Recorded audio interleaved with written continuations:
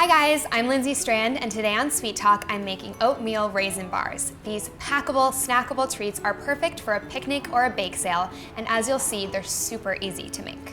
So I'm making these brownie style, which means I'm starting with my butter and sugar. This is 3/4 cup of melted butter, which is 1.5 sticks. Unsalted butter, of course. To that I'm adding 3/4 cup of light brown sugar, 1/4 cup of granulated sugar. We use more brown sugar here because it gives a really nice molassesy flavor. It makes them a little more chewy. If we did more granulated sugar, they'd be more crispy.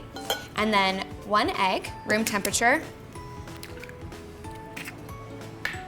1/2 teaspoon of ground cinnamon. That gives that really great oatmeal raisin flavor. And then 1/2 teaspoon of kosher salt. So give this a whisk. Make sure all the sugar gets incorporated. You can smell that cinnamon, nice and toasty. And if you give these a good whisk like this, they should get a nice crackly top.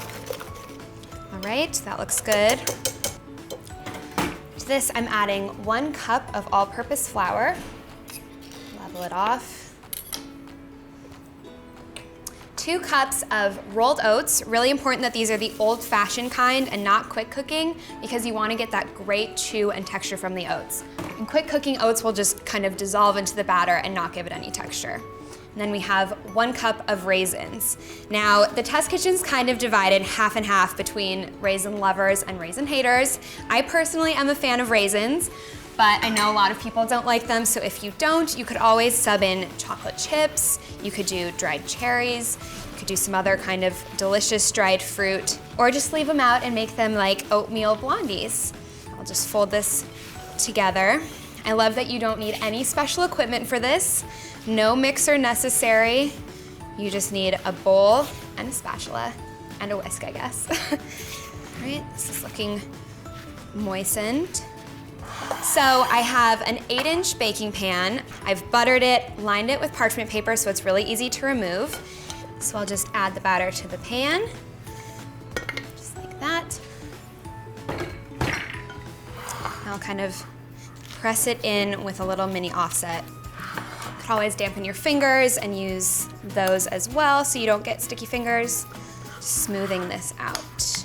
Because it's such a thick batter, you really have to make sure it's a nice even layer here. Just like that. It is so easy. Now these are going into the oven. It's set at 350 degrees. I'm gonna bake them for 25 to 30 minutes until a toothpick inserted in the center comes out clean.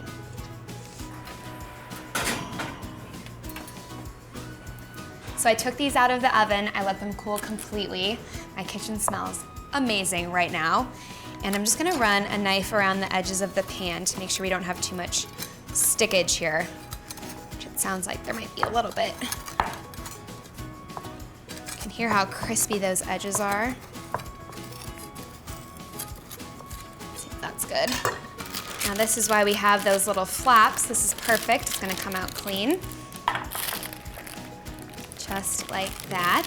And you can see all of the crackly edges. That is from mixing in the melted butter and giving it kind of a vigorous stir. That gives it that nice crackly effect on top. So I'm just gonna cut these into squares. Wow, I can tell these are gonna be really chewy. Delicious with those rolled oats. I'm gonna cut them into 16. Yum, these smell so good. All right, normally I'm an edge girl, but on these I think I have to go for a middle piece. I can see all of the rolled oats packed in there. Brown sugar, chewy bar. Those are so tasty. You really taste the brown sugar, the cinnamon in there. The raisins are delicious. Whether you're a raisin fan or a chocolate chip person, these are guaranteed to be a crowd pleaser. I hope you make these at home. Enjoy. If you're enjoying this video, be sure to like, subscribe. We have so many great fun videos on the Everyday Food channel.